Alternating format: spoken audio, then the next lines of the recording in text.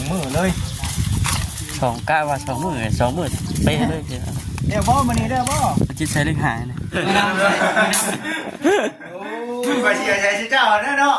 คนละใส่กันบ่ได้คนละใส่กันบ่ได้มันกินคันได้เนาะบ่ใช่น้ำแข็งก็ได้จักบ่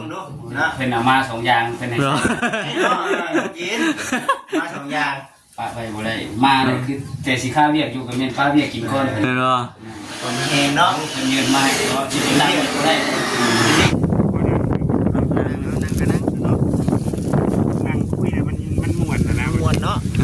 เป็นยืนคุยเป็นนี่ได้เมื่อยแกนั่งคุยม้วนเนาะเป็นยืนนั้นเมื่อย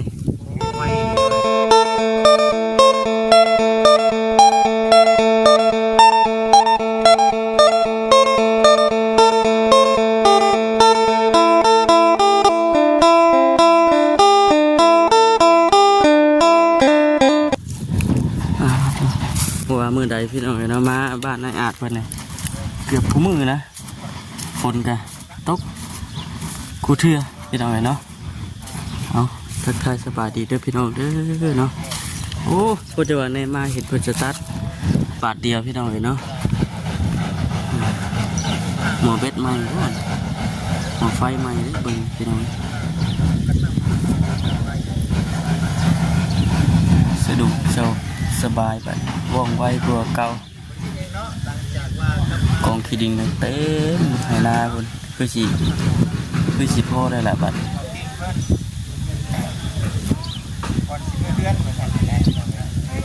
ไม่แค่ไว้เวียนเหมือนกันแอมพา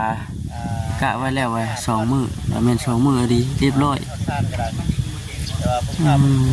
ขับกรีพี่น้อยเนาะ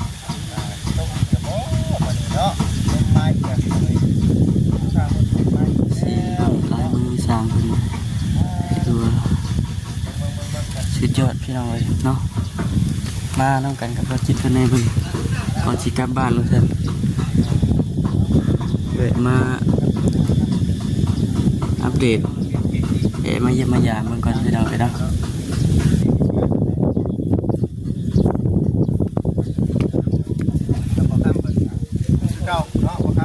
สบายดีเด้อ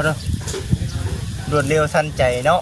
ว่าอย่างนี้อยู่เนาะเพิ่นดิ่งทักจะดีกะว่า2 มื้อกับ2 มื้อเป๊ะเลยเนาะว่า2 มื้อเลยกะว่า2 มื้อ2 มื้อเป๊ะเลยเดี๋ยวบ่มื้อนี้เด้อบ่จิตใช้เลขหายนะมาจิตเลยจะเล่นเลขหายชึบเดี๋ยวบ่เนาะคนสิตกคนสิกินอยู่บ่คือบ่ฮ้อนพอได้นะบ่จิตว่านะ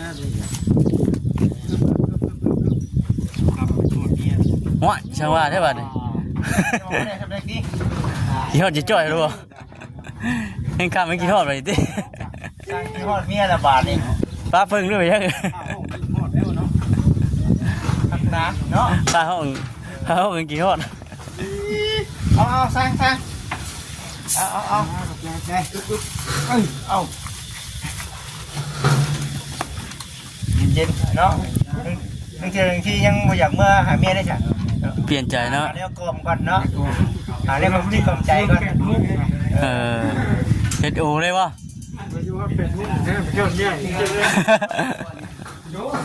เรื่องนี้ปรึกษากันในโลกตัววันมาบอกคำขึ้นได้ป่ะขึ้นทางไหนนะมึงนอนหัวกันไดนี่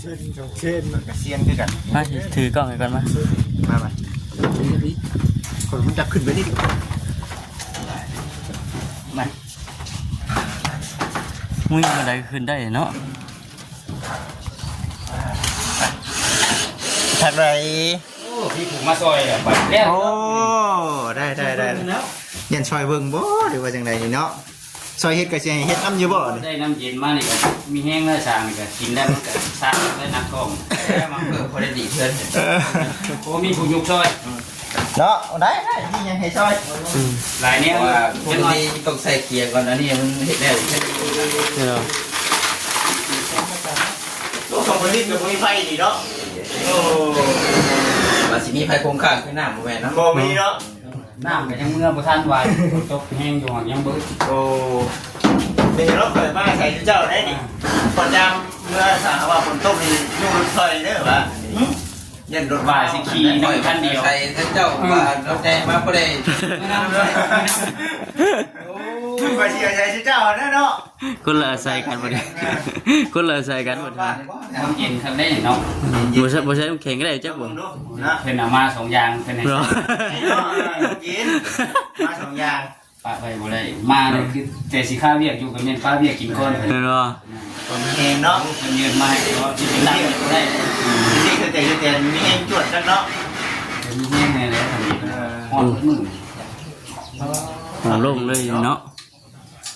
บ่ฮู้ว่าเป็นน้ำอากาศร้อนหรือว่าเป็นน้ำแม่งฟ้าแล้ว เนาะ มันคือหอนแท้จริง ทั้งสองอย่างเลยเบิ่ง โอ้เนาะขับไปดีพี่น้องเลยไว้ดีเนาะจวดจะ ไว้กับไว้อยู่แต่มัน ลิงให้นี่ บ่ได้ขาดเด้ เฮ็ ต ด ลอดเลยบ่ได้ขาด นั่งข้าวนั่งพักตอนกินข้าวกินข้าวเล่นโตเล่น ได้พักผ่อนในตอนกินข้าว ข่าวมากเลยใส่แล้วเนาะเหมือนเนาะ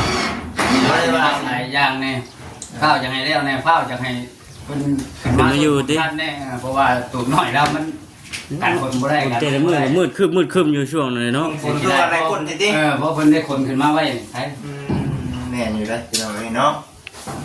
โอ้อันนี้มันก็ดีกว่าตัวทั้งรุมได้อีกพี่น้องเลย มันจะดีโคตรแล้วเนาะ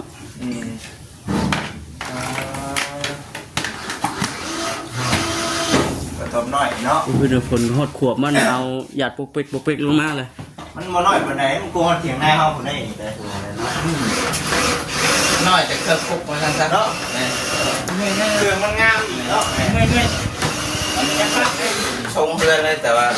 น้อย ๆสูง แต่ เงิน ว่ามันมีช่วงเดียวเด้เพราะว่าเรื่องมันต้องมีเสา ยิงไม่อัดไม่เป็นลมบ่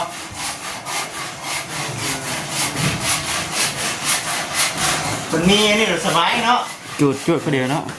บ่ได้บางครูเพิ่นบ่มีเพิ่นเอาตกเป็นลมก่อนแม่นบ่นี่เขามีนะครับที่เขาเอาขึ้นรถไปแล้ว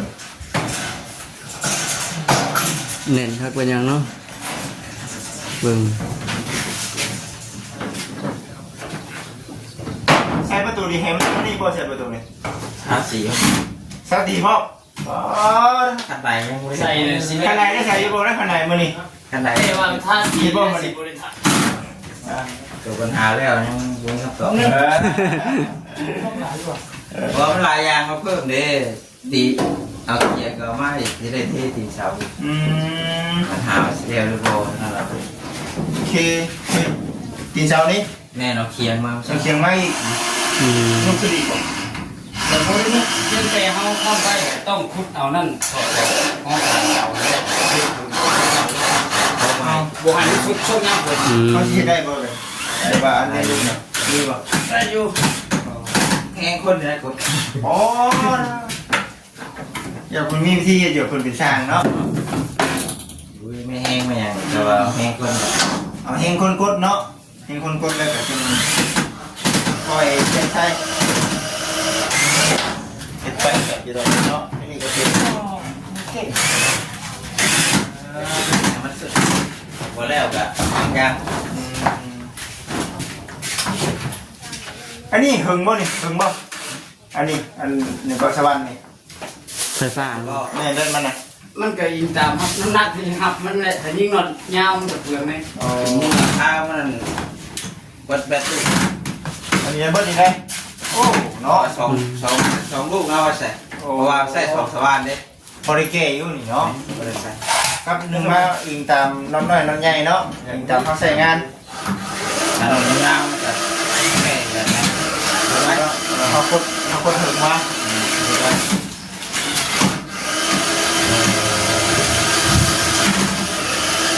ขักเนาะ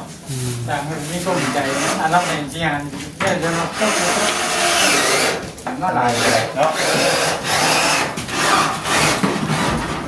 โอ้เฮ็ดเป็นรายการเลยเนาะไปชื่อๆอย่างโอ้ยกำลังย่อมเนาะ ยายทุ่งเป็นนี่ ไปตามน้ำมีบัวเห็นว่าก็ได้เนาะโอ้เดี๋ยวท่านมาสร้างคือแบบว่า ไปชื่อเอาข้าวที่เจ้าว่าขายนะมาใส่แม่ได้ดิครับ มันจอดทางไหนทางนอกจ้าไอ้ไหนก็บ่มีหมอดหรอกวันนี้ ทุ่งเร่งครับพวกเราอยู่ได้ ได้นะ ได้ได้ไหน เป็นไรเนาะ ขึ้นอยู่ตารางก่อน จับขึ้นเลย มาหาถามพึ่งน้ำจิ้มเจ้าน้ำบาทนี่ได้คนละใบป่ะ มีความรู้ไปไหนได้ยิน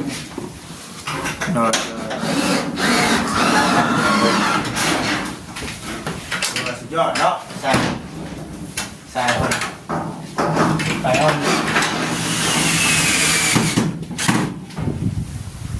เนาะ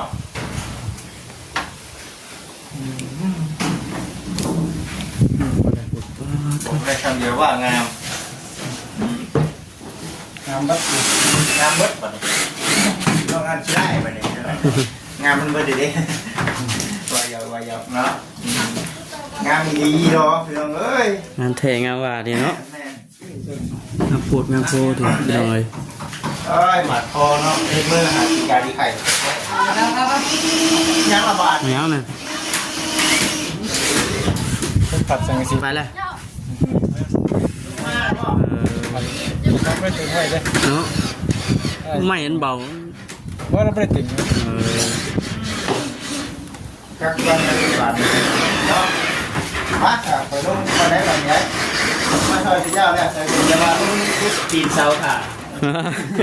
กินชาถ่าป่ะ ไปช่วยเบิ่งบ่ พี่เจ้าตัวนี้เนี่ยมื้อนี้บ่นี่ ซอยกัน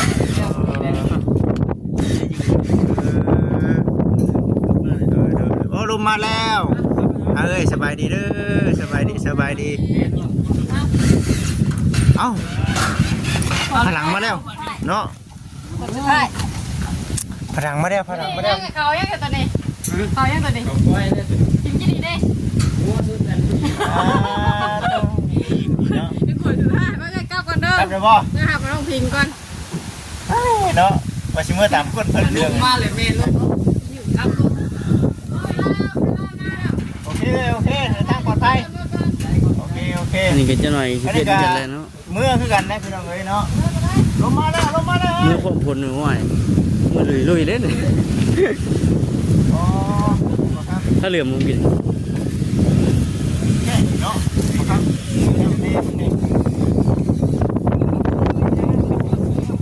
ลุกเลยพี่น้อง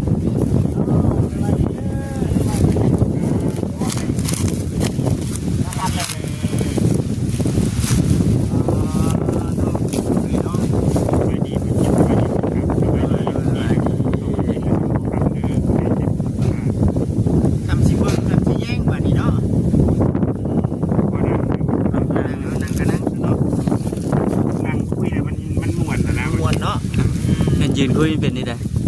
เมื่อยแกนั่งคุยม้วนเนาะเป็นยืนนั้นเมื่อย ไวดีหน่อยเนาะน่าดีแท้มันจังคักเนาะสุดยอดดีเนาะหรือว่าต้องยกนิ้วให้สามเนาะไวดีโจดจ้า 4 มื้อวะรวมๆเป็น4 มื้อ4 มื้อ เห็ดไวหักละเอียดเนาะเห็ดไวหักละเอียดเด็ดพี่น้องเลยบ่ได้ว่ามันยืนไม่อยากเลยขาดคือว่าชงขาดตูดบ่ยอดพี่น้องเลยเนาะ สร้างบนเตียงสร้างประจำบนเตียง ทางประจำเตียงเพิ่นเนาะถือว่าร วดเร็วเนาะ เร็วไวเนาะวันนี้เมื่อคืนนี้มันต้องวางคืน ตกอันแท้ตกตั้งแต่หัวค่ำเลย เป็นยังไง แห้งเติมเลย ว่าครับบนมีลมบ่ บริมีลมเพิ่นบ่ล่มดอกเพิ่นบอกเพิ่นสงสาร เป็นสงสาร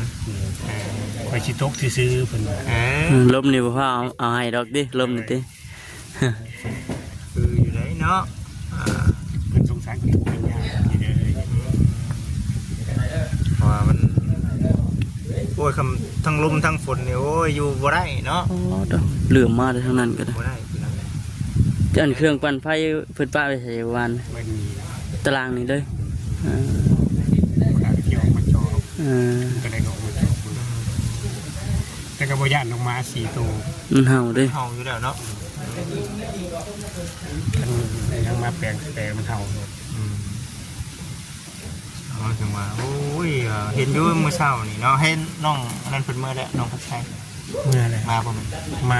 เราต้องว่าใช่แล้วมาคน ใช่เพิ่นเนาะบ่ได้ก็ดินเฮานี่พอได้บ่เพิ่นเอาพอได้บ่ ข้าวพ่อข้าวพ่อชิบรถ สิบ่ เต็มคนมีชิบก็สิเลี้ยงที่บ้านซ่อมพ่อน้อย บัดอันนี้เนี่ยเพิ่นเอารถบ่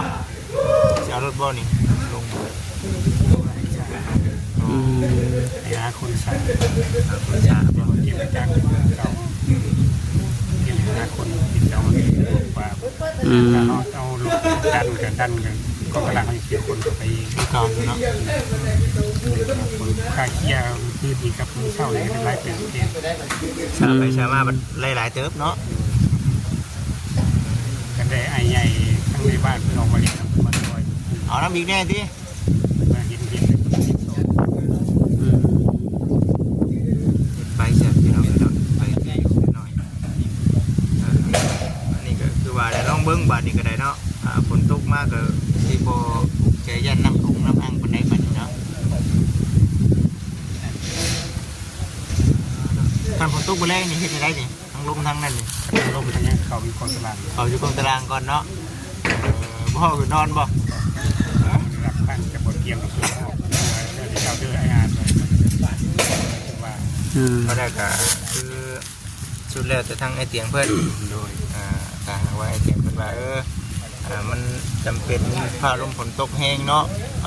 มาอยู่บ่ได้ขึ้นไปนอนก่อนไปนอนเนาะคือว่าได้เฮาก็ยังจักว่ามันทำบ่เป็นหยังดอกพี่น้องเอ้ยเนาะมีแต่ฝนตกแบบนี้แหละฝนตกบ่แห้งดอกอันนี้ก็ได้เนาะพอเฮ็ดให้ขี้ดินมันชุ่มเลยเฮ็ดให้มันเย็นเนาะฮ้อนนี่พี่น้องก็ฮ้อนเนาะว่าโอ้มาอัปเดตบางงานก่อนว่ามาแต่สวรรค์พุ่นใดมาแต่สวรรค์ก่อนสิเมื่อฮอดเพื่อน ก็เป็นหลายเด้อที่ยังเกี่ยวมาเด้อ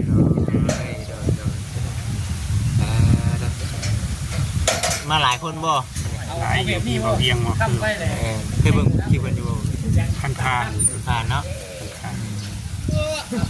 ไอ้อาร์ตบริษัทเป็นดีว่าเขาถามไทยอยู่คุณเจ้าน้องคนไทยบ่แบว โดยมันเข้ามาฟังเรา มาตรงกันเลยยังบันไดได้อบัดนี้เนาะ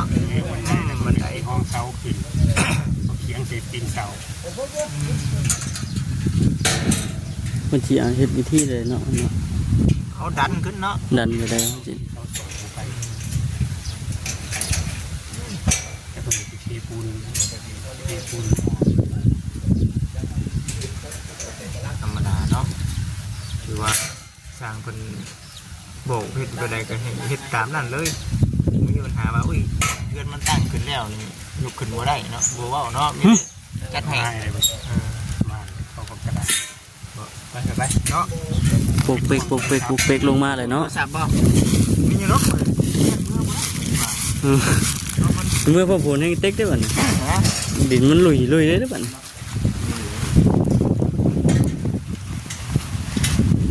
ไหนกัน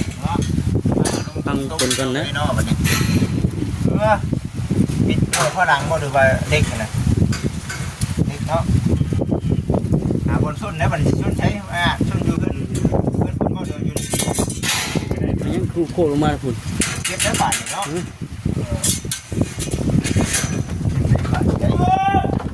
ยังระบาดดีเนาะตู้นี้มือ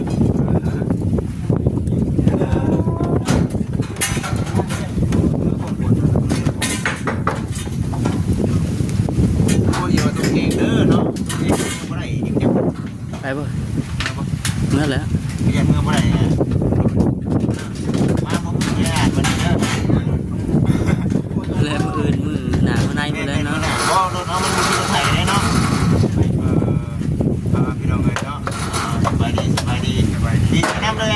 เนาะป้าบ่คำเดียวสิให้กับสิบึงตอนเมื่อ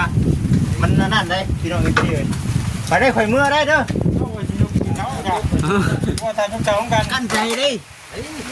เอ้าพระเจ้าถกก็ได้ที่ตรงกลางทางอะไรเอาเมนโอ้คักกันดีเนาะเอาป้าไปไหนเมื่อยวะ เป็นไรบ้างคือชงเป็นวินเป็นเวียนละบัดเป็นวินเป็นเวียนละบัด พักผ่อนเนาะเอาเมื่อไร เมื่อแล้ว ยันเนี่ยบอกฝนมันตกแห้งเนี่ยขี้ดินนี่ดิกระทุ่มตามทางกันดิ มาเลยบ่จิต ไปเอาสบายดีสบายดี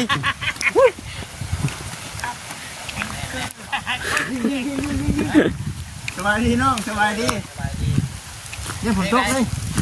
เนี่ยฝนตกกันทางเอาเนี่ยบนเจ้าของมีบ่แน่กันใจอยู่ เป็นเองยังบริษัทซ้ำเนาะ อันนี้จังหวะ เห็นน้ำสระให้จ้างเนาะไปจ้ะ มือจำเนาะ ช่วยคนมาบัดเดียวนี่ก็ให้ติ๊ก แล้ว หวาน คอยที่หาเจ้าไปสุกซอยเนี่ย รถจ้าง เอาจังดึงว่าดิ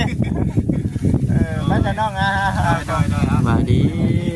ไปพี่น้องโอ้ยมาหายแป๊บเดียวในน้องไง ไปจะไปต่อกันเนาะจังไรมันลุกก่อนวะ